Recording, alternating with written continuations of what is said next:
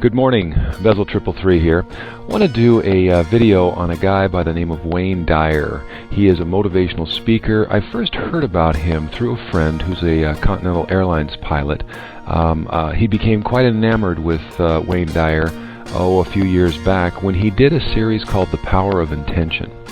I want to start out by giving you just a little taste of what that was about, and then I want to show you the metamorphosis that has taken place with this guy. He has become a Taoist, Eastern philosophy, unashamedly a proponent of Eastern philosophy.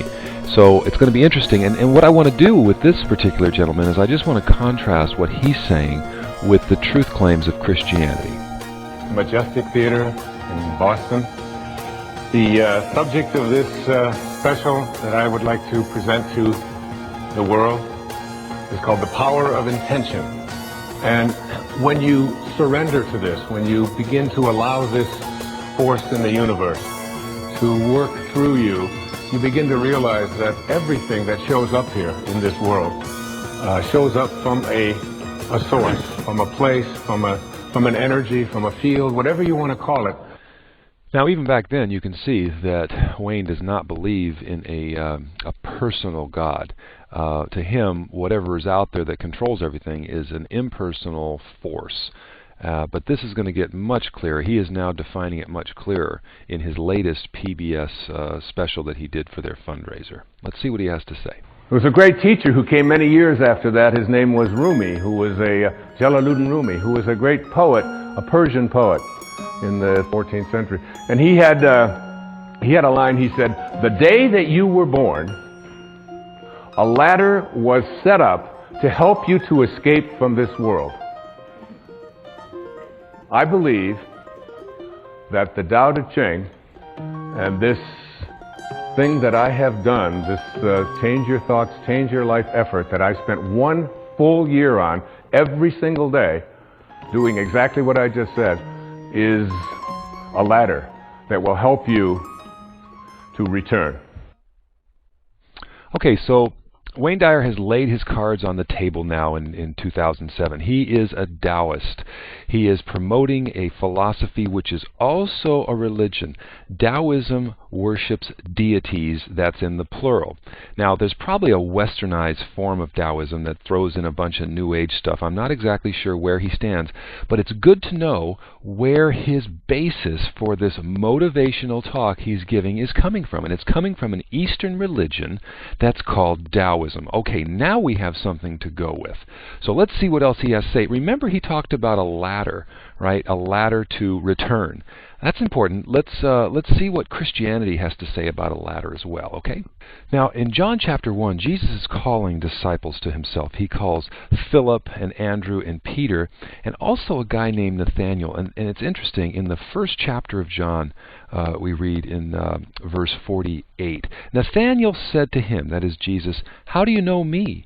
Jesus answered him, "Before Philip called you, when you were under the fig tree, I saw you." Nathanael answered him, "Rabbi, you are the Son of God. You are the King of Israel." Jesus answered him, "Because I said to you, I saw you under the fig tree, do you believe?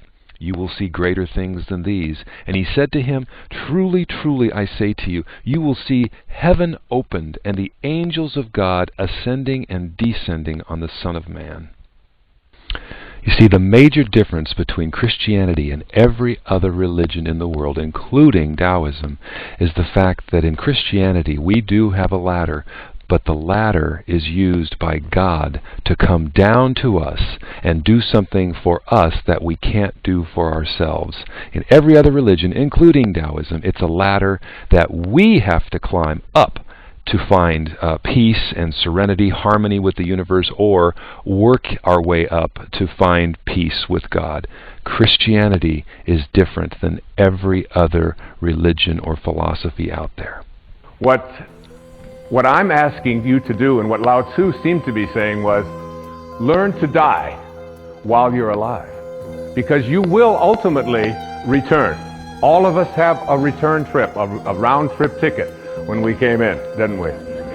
But if you could learn to die while you're alive, and there's a great story, I have to tell you this. Now, this is very interesting. He does say something that has some real strong parallels to the teaching of Jesus, to learn to die, but for very different reasons. And then he's going to tell a story, and I'm going to fast track it so we can save a little time. He tells a story about a trapper who went to the jungle and captured a parrot and took the parrot home and put him in a cage, and then went back to where he caught the parrot to go say hello to the parrot's buddies, and says something to a friend of the parrot he has in the cage, and this parrot in the jungle just falls over dead.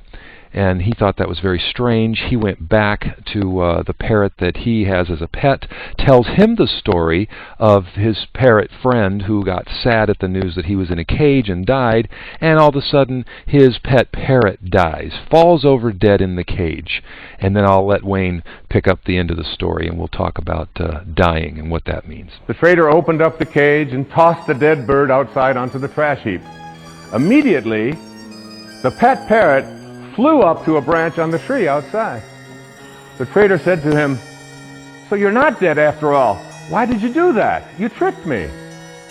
And the parrot responded, "Because that bird back in Africa sent me a very important message." What was the message? The trader wanted to know. He told me that if you want to escape from your cage, you must die while you're alive.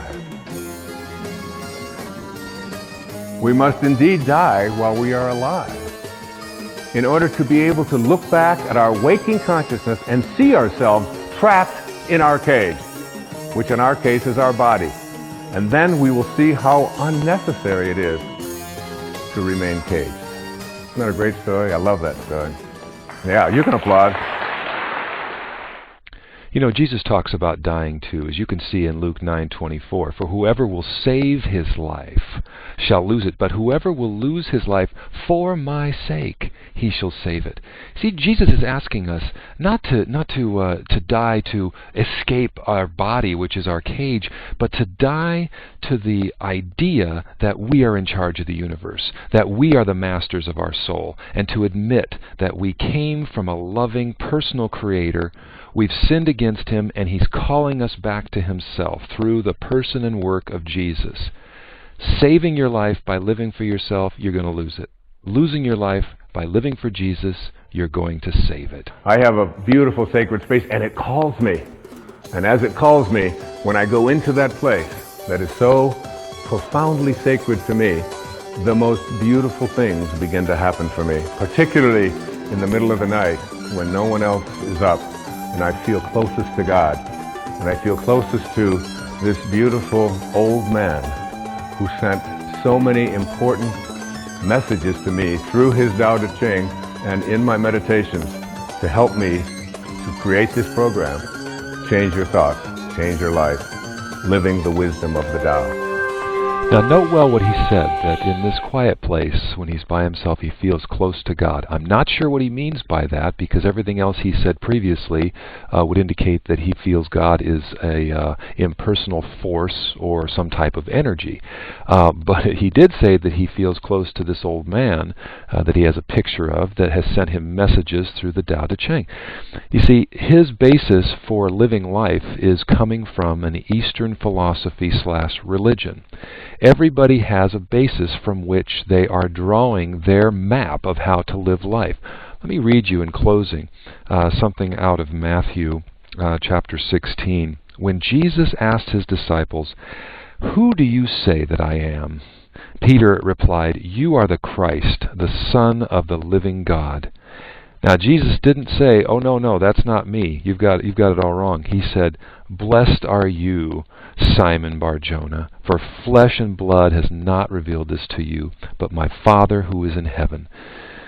You see, every other religion of the world is a ladder that's trying to climb up to the throne room of heaven, but in Christianity, heaven has come down on the ladder. Jesus lived among us. He is God in human flesh. Trust in Him for your salvation from your sins, which, if not atoned for, will send you to an eternity bereft of God's goodness and His grace. Flee to Christ today.